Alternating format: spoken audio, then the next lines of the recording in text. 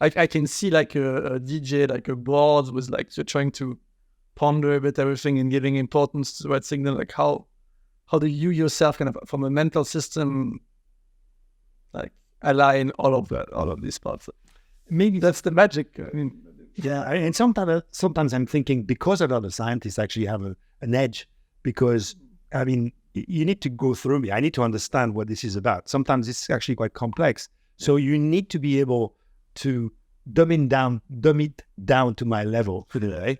But it's not so silly because you think this company might actually come to the public markets. Yes, you have analysts that are incredibly shrewd, but you need to be able to explain something complicated in a simple way. And I think for me, that's a filter.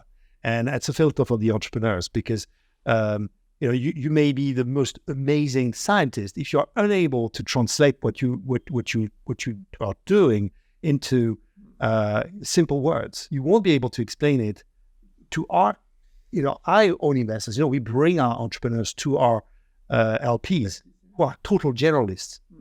And you see it. You can see it. You know it. In fact, ahead of time, when a CEO just does not do a good job of explaining that what he's doing. It could be the new epigenetic editing platform, whatever. You need to be able to explain it to people who have actually no background in science. If you don't do that, it's unlikely you will be successful. I always amazed. So having met a few like biotech entrepreneurs and CEOs, so you have quite some differences, but usually, the one that stands out, and sometimes it's kind of correlated with success, or like with at least success of companies.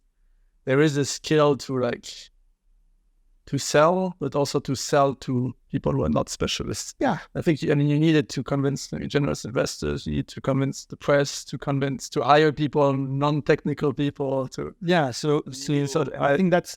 So to me, that's a side. And sometimes some people don't have the skill, but you can complement with people that have.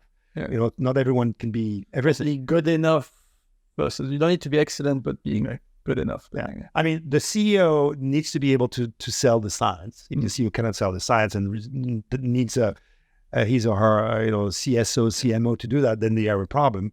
But the CMO, CSO needs to be able to just sell the business. At the end of the day, this is a company that ultimately, if you go far enough, will do turnover. That's not a swear word in our business, and will could become a major company with